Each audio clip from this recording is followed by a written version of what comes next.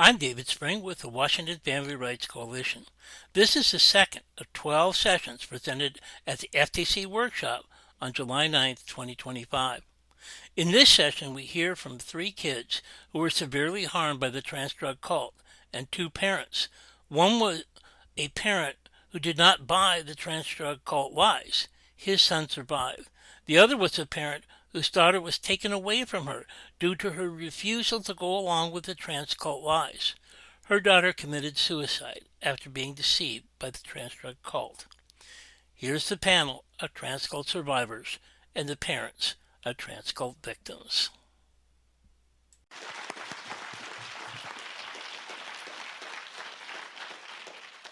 So I'm going to briefly introduce the panel before we begin. We are joined by Simon Amaya Price and his father, Gareth, Claire Abernathy, of whom I talked in the speech, Elvira Saeed, and Kayla Lovedahl. Okay, so I don't think anyone here wants to hear from me anymore. So what I'd like to do is go down the panel, and we'll start here with you, Simon. Tell us your story about your experience with gender-affirming care. Once we've heard from each of you about your experiences, both as patients and as parents, I'm going to then ask, what do you wish you had been told early on in the process before treatment began? But why don't we start, Simon, with you and your story? Yeah, first of all, I want to thank you for that amazing presentation. I think that was very balanced, very apolitical, and really great. So thank you for inviting us. Thank you for everybody who's here in the room, and thank you for everybody at home who's watching either live or after the facts. So as mentioned, my name is Simon Amaya Price, and I wrote something ahead of time, and then I didn't like it, and then I wrote another thing, and then I didn't like that either. So I'm just going to speak from the heart here. When I was 14 years old, I was going through a really tough time. I was at a new high school, and I had been ostracized by a group of friends. And shortly after, I was sexually assaulted by an older boy at my high school. After this, I sought out a therapist at Boston Children's Hospital at their Waltham location. With a combination of what I had been exposed to in school and my conversations with my therapist and obsessive Googling, as any kid in my situation would do, I concluded that I was transgender, that I was really a girl inside. I told my therapist this, and she immediately affirmed me. She said, I'm so brave. She told me not only that I'm brave, but at the same time that she had given instructions to my father to count all the knives in the drawer because I was at risk of self-harm, she encouraged me to go behind my parents' backs to attend transgender support groups. I was referred to the gender clinic by her, my psychopharmacologist, and my pediatrician. Around my 15th birthday, I remember meeting with my pediatrician, sharing with him my transgender identity and my gender dysphoria diagnosis. I told him that my dad was refusing to take me to the gender clinic. The pediatrician then asked my dad in front of me, would you like a dead son or a living daughter? This isn't just a line used by activists. This is a line used in healthcare settings by the doctors that your kids are seeing in your communities all across this country. I'm one of the lucky ones. I only socially transitioned. I only lost a couple years of my life. I didn't lose any body parts. I thank God every day, whether or not he exists, that I'm whole and I'm here today. I was lied to by the medical professionals I was supposed to trust, the same medical professionals who gave me antibiotics when I had strep. I was told that changing my name, my pronouns, socially transitioning, taking cross-sex hormones, undergoing surgeries would fix me. That was all a lie, and I'm here telling you that today.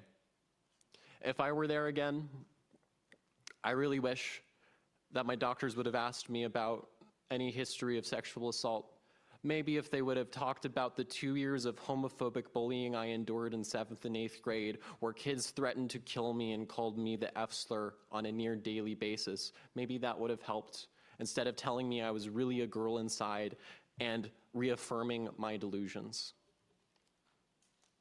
I wish they told me that I was born in the right body, that I am perfect just the way I was, because nobody told me that. Nobody I paid attention to, at least. Wanted to put that in there for you, Dad. And I'm lucky. And look, I could have gotten hormones when I was 16, but COVID happened, and I was out in Western Massachusetts for college. And my dad worked as a statistician at Raytheon, so an expert in evaluating methodology and statistical relevance. He read up on all of the science. He is the only reason I am here in front of you today, full, in one piece, unharmed. Please give him a round of applause.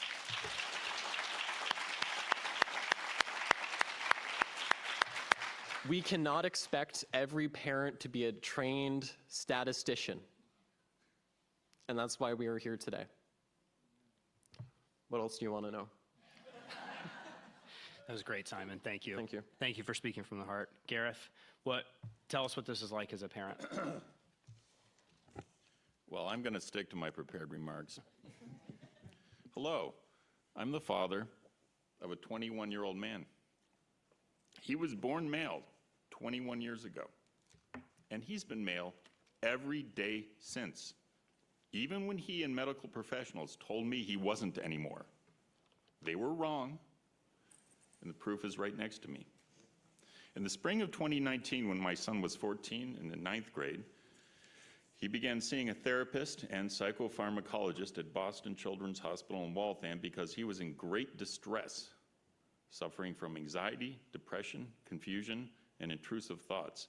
Our son had already told my wife and me that he believed he was really a girl inside, after which I embarked on weeks of research about the nature and social manifestation of trans ideation in adolescence, all of which validated my instinctive response that it was delusional. Our son did not always have a happy childhood, in part because of the confusion caused by undiagnosed autism, and puberty was traumatic for him. He cried if a gas station closed. His own body changing upset him profoundly. He was a target of bullying both by boys, physically, and by girls, socially. The boys threatened him and called him homophobic slurs, and the girls shunned him, mostly for not acting like they thought a boy was supposed to. The psychiatrist and psychopharmacologist at Boston Children's were supposed to be treating him for anxiety and depression, but when he told them both he believed he was really a girl in a boy's body, they repeatedly suggested to me that I should take him to Boston Children's Gender Center, GEMS. I deflected these suggestions and encouraged them to refocus on his anxiety and depression. I already knew then what is public knowledge now, that GEMS universally agreed kids were the wrong gender and only gave a cursory assessment before recommending medical intervention. The psychiatrist did not like it that I did not take my son to GEMS. I felt I had to walk on eggshells to avoid her recommending to child services that my son be taken away from our family by CPS. She had already suggested he be put in an inpatient facility. I believed that his anxiety and depression, his trans ideation, was caused by his anxiety and depression, not vice versa, and that concretizing this delusion through medicalization was a terrible idea. I was right, but I had to keep quiet. At the same time that I was instructed to keep our son under close watch for self-harm, the psychiatrist at Boston Children's was telling him, behind my back, to sneak away from home and go to a transgender support group. I was counting knives in the drawers and checking on him every half hour, and she was telling him to lie to me and escape my supervision. That June, at his annual pediatric visit, My son told his doctor, who had known us for several years, that he was really a girl inside. The doctor immediately agreed and offered to refer him to GEMS. I told the doctor I thought that was absurd, as I had known the boy his entire life, and that transgenderism was a phase he would get over, a temporary result of his adolescent misery. I knew then that research supported my view, and now hindsight does too. The pediatrician told me he sent every kid who said he was transgender to GEMS. When I told the pediatrician I didn't intend to take him to GEMS, he asked me, in front of my son, whether I would like a dead son or a living daughter.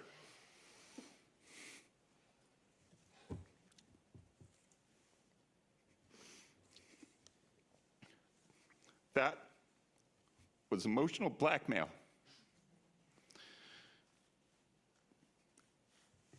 And in my opinion, malpractice.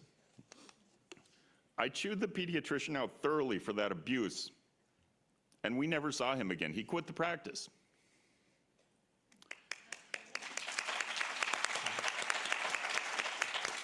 I think he should have quit the profession, but he just moved one town over and manages a practice there now. I shudder to think how many kids he's medicalized by now. Later that spring, the Boston children's psychiatrist and psychopharmacologist refused to keep treating my son and referred us to a private pay facility. I can't say the name of that facility because they did a good job treating his anxiety and depression. And treating a child with transgender ideation in any other way than so-called affirmation therapy is illegal in Massachusetts. As I suggested to the several medical professionals who tried to get me to chemically castrate my son, he eventually outgrew the idea that he was really female on the inside and reconciled himself with his sex. Here he is today, a happy and healthy man.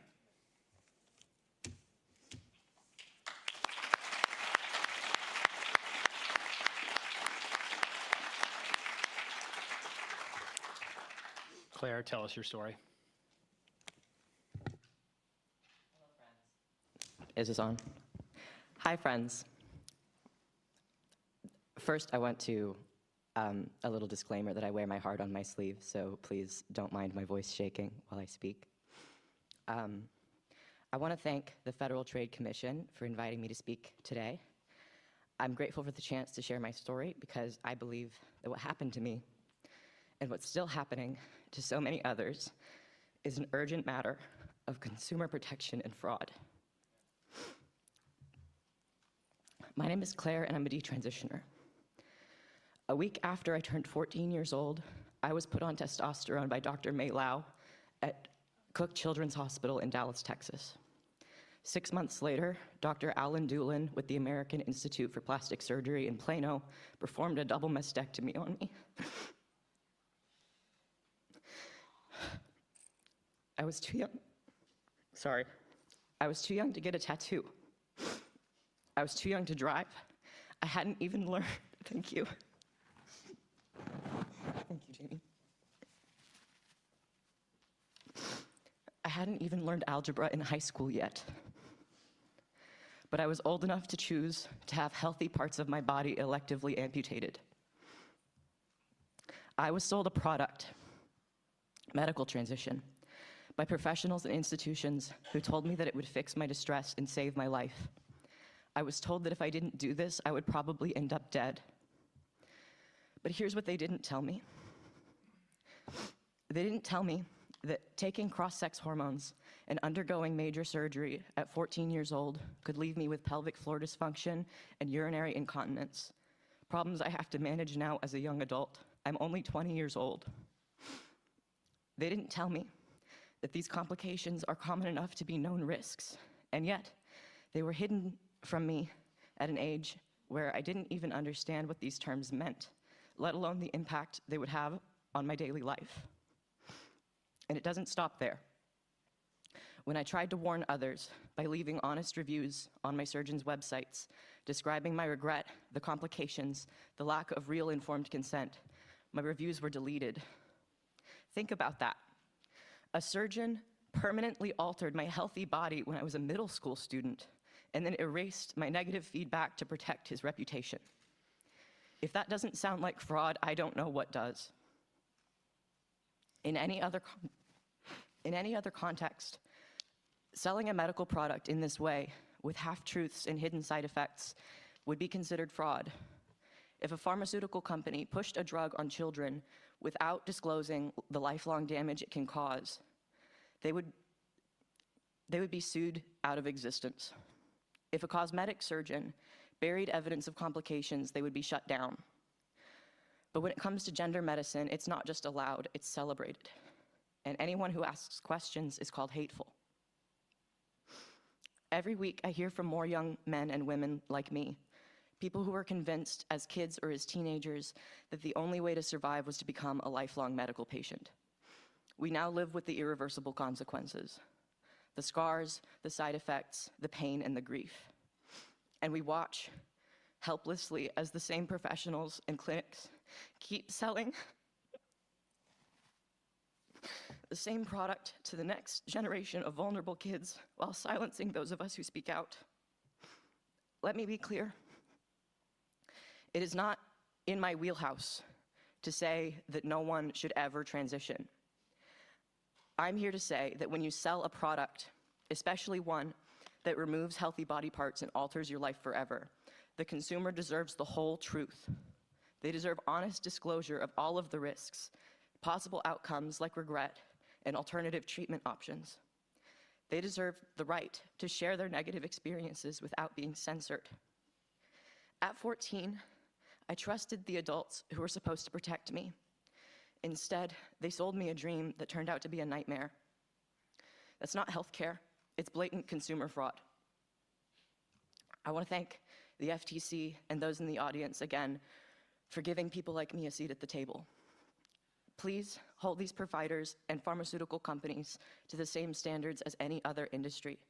We need real informed consent, we need oversight, and we need to make sure that no more kids are sold a product they can't return. Thank you for listening.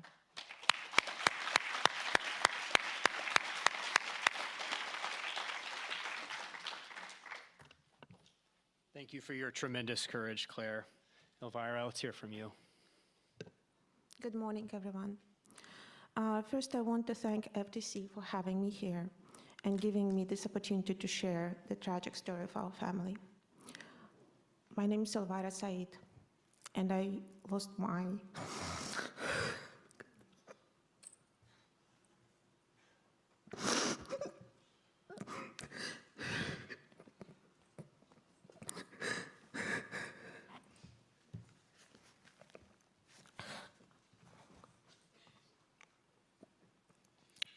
I'm sorry.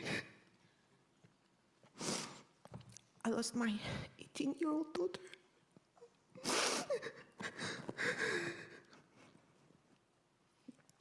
Eileen.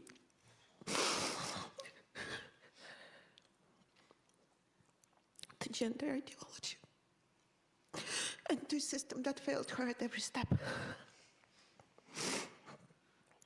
Eileen was exceptional.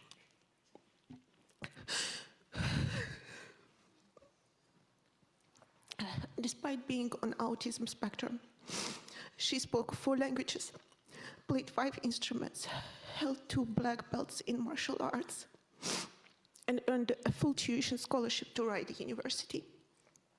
But behind all those accomplishments was a young woman silently battling anxiety, depression, trauma, and self-harm, especially after losing her father to cancer at age 12. During the pandemic, like many other kids, she spent too much time online. And after cycling through several LGBTQ labels, she finally declared she was transgender. Before college, she began seeing a therapist who immediately affirmed her identity. No question asked, no effort to understand her trauma or mental health. no curiosity about why this identity emerged so suddenly. When she got to campus, things got worsened. She cut me off. And at the age of 17, at that point, she was introduced to a transgender pastor from Metropolitan Community Church in Hartford. Someone who barely knew her, but filed a complaint against me with the Department of Children and Families. Why? Because I refused to accept my son's identity. The goal was to remove me so the state could step in and give Eileen all the care she supposedly needed. From that moment, I lost any access to my daughter. I would like to thank Project Veritas for taking a deeper investigation and finding out that that pastor who filed that complaint against me was providing free binders to minors behind their parents' back. In January 2024, Eileen began therapy at the Pride Center, referred by Rider University. The therapist there, a transgender man, also affirmed her. And I have to wonder, was this therapist affirming Eileen solely because that's what modern guidelines encourage? Or was it also because of her own subjective viewpoint, her personal identity? Was this care or ideology disguised as therapy?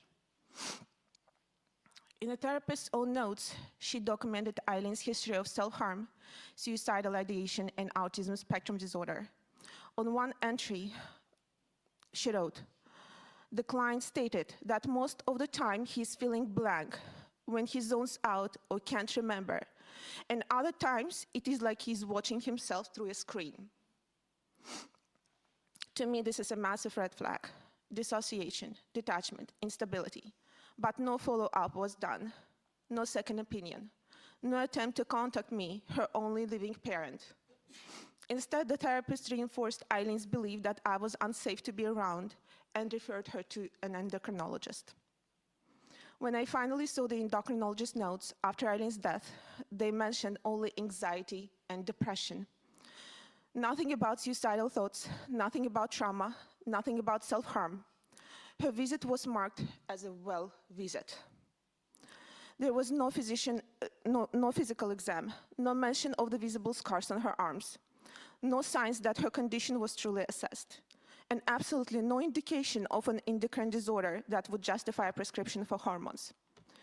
And when talking about side effects, the only side effect discussed was fertility. On that very first visit, Eileen was given a prescription for 40 milligrams of testosterone per week and a referral for double mastectomy on that very first visit. In that referral letter, the doctor, or APRN, falsely claimed that Eileen had dreamed of being a boy since age 8. That was never true. My insurance was charged for this against my will. When I saw this pharmacy alert, I was horrified. Testosterone can increase aggression, emotional numbness, and suicidal thoughts, especially in a vulnerable, unstable teen. But no one stopped to ask if it was safe. On just her second visit, APRN increased her dose to 60 milligrams per week. Even though her chart noted worsening side effects like acne and bleeding, her testosterone level at that point was 289. For reference, the normal female range does not exceed 45. In October 2024, my daughter died by suicide. She overdosed on Benadryl. Her body lay in her dorm for 4 days before anyone found her. The school waited another day to call me. During that time, they were celebrating National Coming Out Day. The autopsy revealed new self-harm wounds on her thighs. According to the detective report, her friends said Eileen's depression was getting worse. She was struggling, and she was having difficulty with transition. Those entrusted with her care didn't treat her depression. They didn't explore what was underneath the identity. They didn't even tell me what was going on. They treated her ideology, not her illness. What she got instead was a fast-track prescription and an ideology that told her pain was proof she needed to keep going down that path. Eileen deserved better. Every child does. And answering your question, Chairman Ferguson, what would I wish was different? I wish Eileen had met the very true therapist who would really care about her, not about promoting an ideology on a vulnerable teen. Because therapy is not identity validation. It's a life and death guidance, and if done poorly, it leads to the irreversible, sometimes fatal consequences.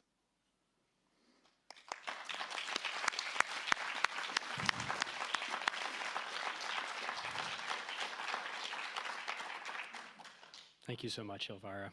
Kayla, let's hear from you. Hello and good morning to everyone here. My name is Kayla Levdahl. I go by Layla Jane online, and I am a survivor of gender medicine or a detransitioner. I am someone who has been dosed with Lupron and testosterone starting at 12. I received a bilateral mastectomy just 1 month after my 13th birthday. I went straight from training bras to binding, straight to the operating table at 13.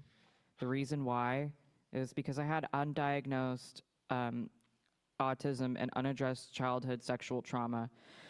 I was scared to become a woman. I was getting unwanted male attention, which made me fearful of being victimized again. I had sensory issues I didn't know how to cope with when I began menstruating and needing bras. I learned about transgenderism at 11, and I thought maybe that was the reason I was so uncomfortable. I brought the idea of the therapist I'd been seeing, and she immediately affirmed me, gave me a diagnosis of gender dysphoria, and once I told my parents, she began writing referrals for doctors specializing in pediatric transition care.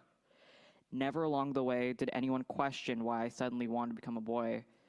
They didn't comprehensively screen me for mental health disorders or ask me about any prior trauma. I saw Suzanne Watson in Kaiser Oakland's Proud Clinic, and within 90 minutes, she signed off for me to receive testosterone and meet with a surgeon named Winnie Tong. The mastectomy was explained to me at 12 using watered-down terms like top surgery. I was told I would never be able to chest feed. I was told I might lose sensation, but to me, at 12, that equated to numbness. But today I deal with nerve pain, extreme slicing sensations, electrical zaps, and itchiness. I could scratch my skin until I bleed, but with no relief because the skin is numb and doesn't register touch. However, the nerves underneath are erratic. I'm nearing 8 years post-op this September. As you can probably all tell, my voice is permanently lowered from the testosterone I took from 12 to 17. I do have a slight Adam's apple. I can't raise my voice for long periods of time. I can't scream if I'm in danger. Mind you, I'm a pretty small person, standing at about 4'11". I still grow facial hair that I have to deal with. I have atrophy and urinary issues. Testosterone also damaged my liver. I've had fatty liver disease since about 14. The Lupron essentially put my body in menopause. I gained weight. My psychiatric issues flared up. I experienced intense hot flashes, which made it really difficult to focus on my 7th grade homework. Today, I live with chronic joint pain. I'm only 20. At no point along the way was I offered an off-ramp. I didn't even know what detransition was until I was almost 18 and began to taper myself off the hormones, scared to go back to the doctors. Even at 18, I called member services and requested my name and gender marker be switched back and to receive a new insurance card to reflect that change. Weeks later, I received one in the mail with my male name. I'm here today to speak out against gender-affirming medical practices for minors. We are letting vulnerable children be irreversibly harmed by a medical system that affirms without asking why. We need to protect children from these rushed experimental interventions. Let kids grow up whole. Thank you.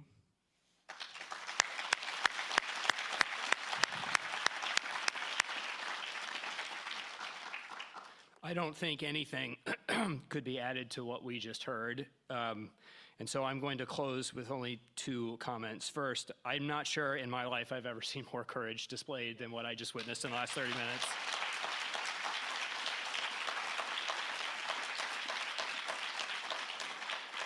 And second, I want you to know the FTC hears you. We hear all of you. We want to understand what's going on so that if the law is being broken, we can stop it. So thank you for being here for this today.